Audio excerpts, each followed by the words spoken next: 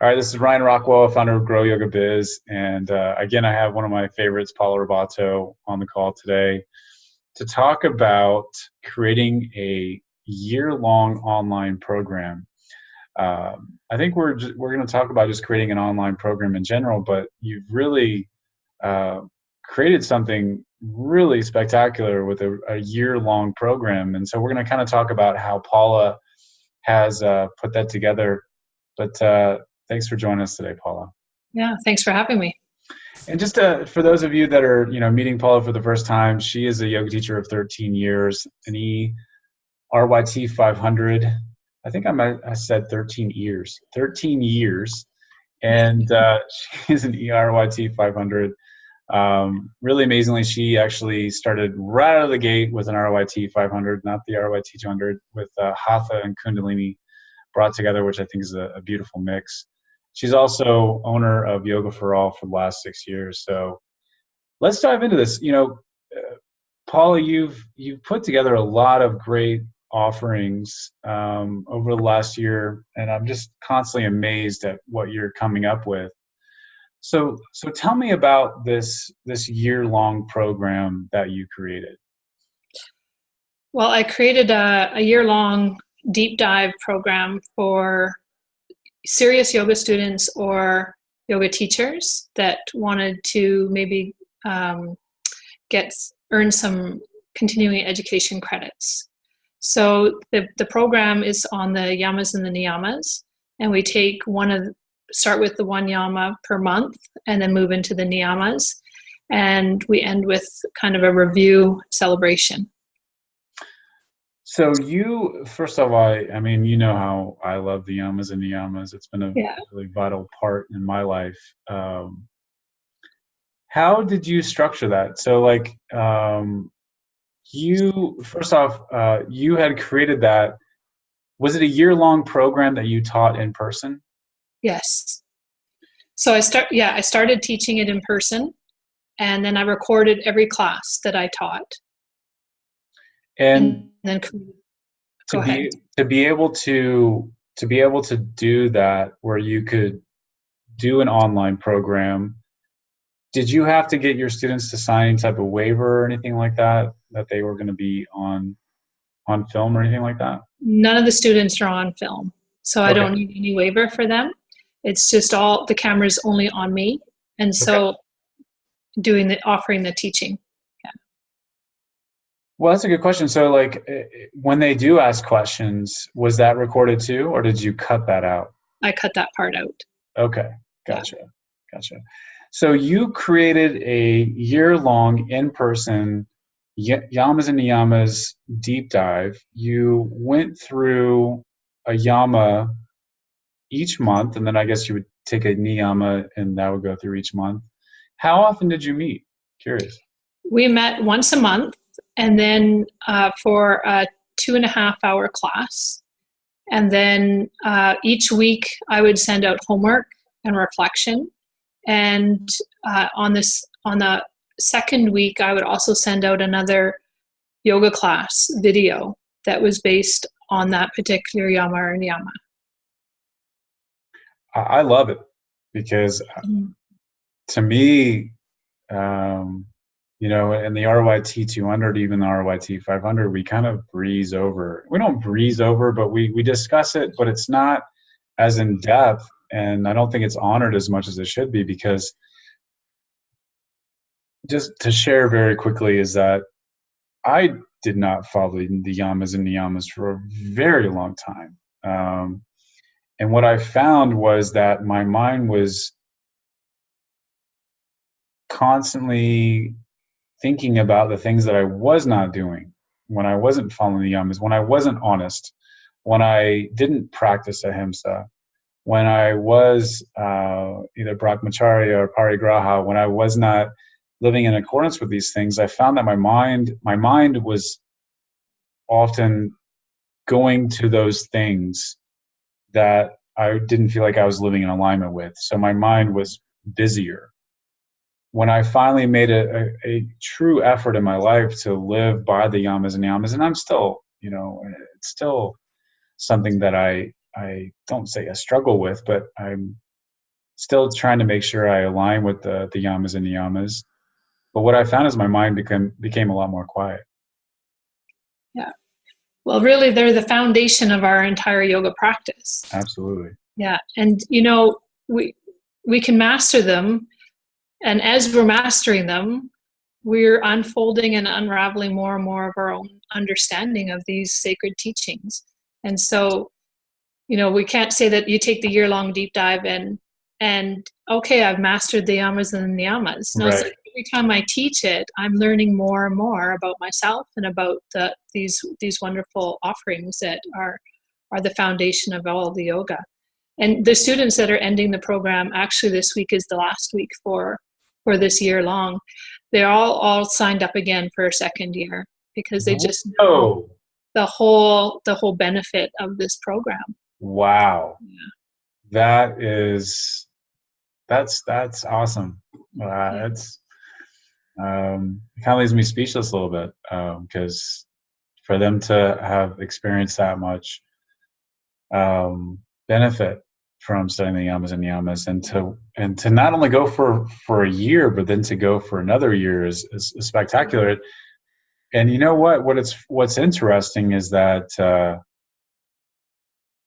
I often find that teachers, when the yamas and niyamas are brought up, they're like, "Oh, I already know that. I already know them." Okay, but it's different to know them than it is to actually be engaged with them and practicing them and being actively evaluating yourself and seeing where you're falling short and how can I continuously improve and be more of a lighter being in this planet, and following the yamas and the niyamas is really about that. It's about being all that you can, your full potential. Absolutely. And I want to remind people that this talk is definitely going to get towards how you actually create an online program and how you can create something like a year-long program. But I think it's also important that we honor the yamas and niyamas, and for the simple fact that, there's a reason why they are the number one and number two limbs. Because I think if you think about it this way, even if you become a master of pranayama, if you become a master at the asanas, but you're still not living in accordance with the yamas and niyamas, I feel like the higher paths of yoga will elude themselves from us, because the yamas and niyamas are simply the foundation that we build off of. And if we don't have our foundation, if we are not grounded in those two limbs, then just something doesn't add up as we continue on. I think that's why, again, that they're the foundation and they are number one and number two.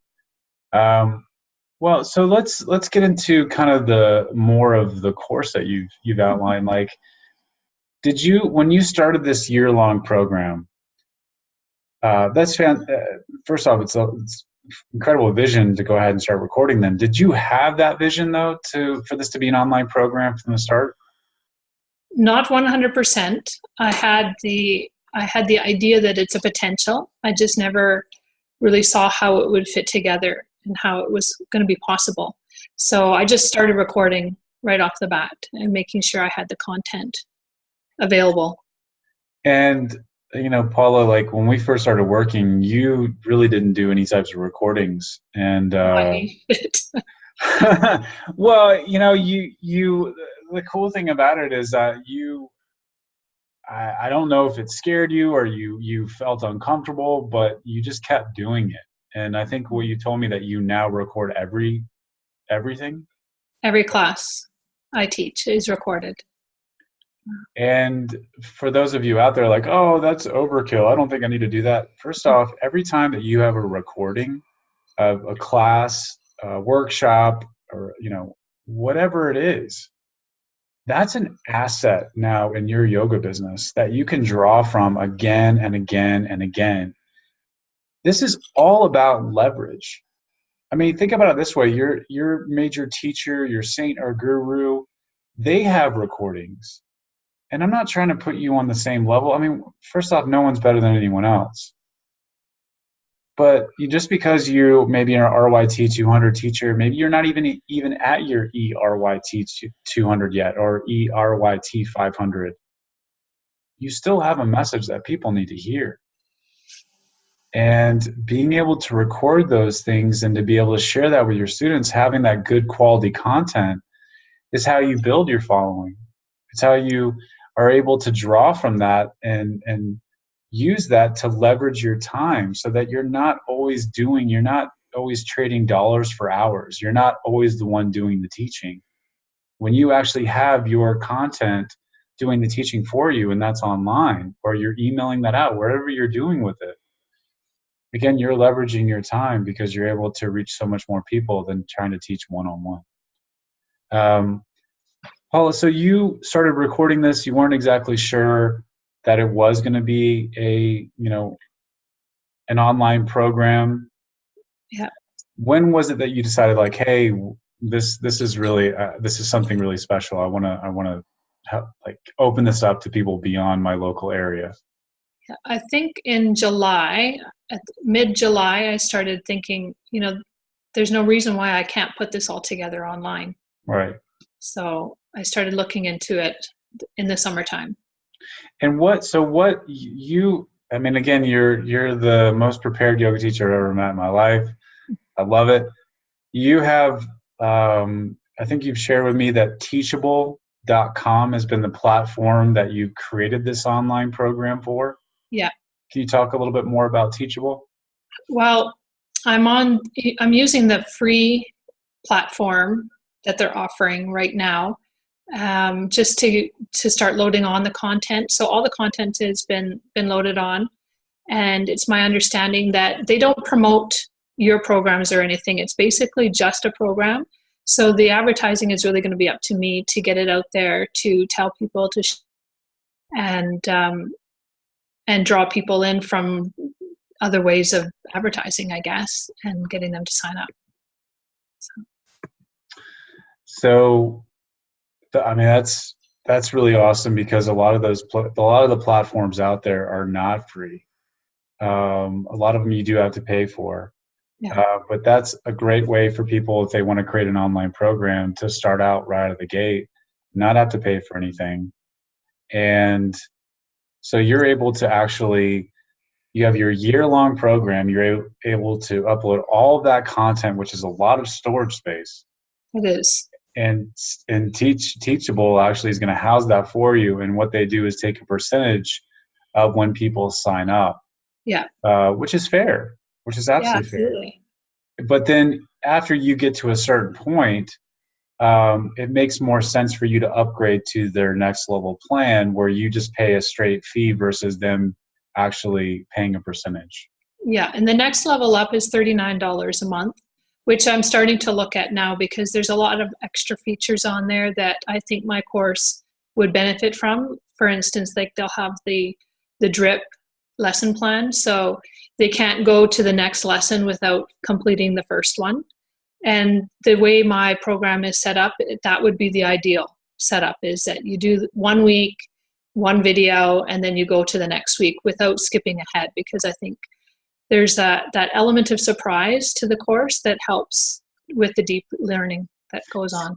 Yeah, that's fantastic because a lot of people they're like, oh, I know this, I'm going to skip on. Like, I like ahimsa more than I like this, or I like, aparigraha, like whatever, so that makes sense. It's nice to have the ability to not control their experience, but to guide their experience in terms of, going through it in the right framework. So they're not skipping ahead, and it allows people to kind of go into a good routine and a natural routine as you go through the program. Well, and the teachings also build on each other. So if you're skipping ahead and you're not really doing the work, then you're kind of missing out on a lot of the benefit of doing it in order. Very cool. Mm-hmm. Paula, again, I love your innovation. I love that, just like 2 years ago when we first came together, you were, first off, you already had some innovation in terms of like your studio, but at the same time, like you just continue to put yourself out there and put yourself out there and put yourself out there. And I know that the recording for you in the beginning was a little bit, it wasn't something you were really, really comfortable with, but now the fact that you're recording every class, every offering, all your just, again, you're building assets in your business where you could, let's say 5 years from now, you've got this year-long course that you could continue to offer again and again and again and again. And you have the opportunity now to welcome people from all over the world to take this year-long deep dive with you with the Yamas and Niyamas. And again, you've just taught it once, and you have the opportunity to offer it just many, many, many times over. And so that's why I want to kind of impress upon people when I talk about assets in your yoga business. That's an asset that you can draw from again and again versus having to always be the teacher, always having to be there and actually teaching these one-on-one or even these classes. Now you have this online presence that is doing the teaching and reaching even more and more and more people. Yeah. So I think it's when fantastic. I met you, Ryan, I think one of the biggest things, my biggest challenge was that I really wanted to teach less and make more. So by recording and doing these kinds of programs, like you're saying, you teach once, but I can be offering it over and over and over again, and still people are able to benefit from that one teaching. Absolutely. Mm-hmm. Absolutely. Yeah. Well, thank you, Paula, again for just being an open book in terms of what you're offering, what you're doing with your yoga business. Again, you are truly a inspirational and revolutionary teacher in the sense of all the things that you're doing right now, whether it be your videotaping all of your classes to create an online classes for other people to enjoy. You've recently created your own teacher training. You've also created your own custom mentorship program for new teachers. And then also with your studio, it's a very new age yoga studio. It's a very cool opportunity where you're allowing teachers, you're not having to be the manager of all these different other teachers. You have actually teachers coming in and renting the space when you're not using it, which has made you financially sustainable and abundant, just that by itself. But you're creating a community. And again, I think for you, it all stemmed from you were just willing to put yourself out there, even when it scared you. And you were willing to try new things because ultimately you had a vision that you wanted to teach less and earn more. And at the same time, be able just to enjoy your life with your husband who's now retired, to be able to share in those experiences. So, I mean, I still remember the day when we started working together and you were like, I talked about how the hero's image on your website, how you need to be that image when first people go there, and you're like, oh, I don't know about that. I didn't like that at all. Yeah, but and people are like, oh, well, I don't have the money to take photo shoots, and I'm like, listen, look at the cameras on our smartphones these days. They're incredible. Like, have your husband take some photos of you and put that on your website. It doesn't have to be so spectacular. And again, you just kept putting one foot in front of the other. But I think I don't want to put words in your mouth, but the most really, I think the thing that has grounded you the most is your sadhana. Absolutely. Every day. Can't miss it. That's where I get to visualize and dream and stay focused on my end goal and decide how am I going to show up today? How am I going to show up for myself, and how am I going to show up for others? And it all happens first thing in the morning when I do my sadhana. And I think that keeps me really grounded and focused. Well, thank you for showing up for us today. I appreciate it. Thank you for having me. Thank you again, Paula. And I'm sure you'll see Paula in the near future because she's always coming up with very innovative things, and we'll have you back. But yes, thank you again, Paula. All right, anytime. All right, you take care. Okay.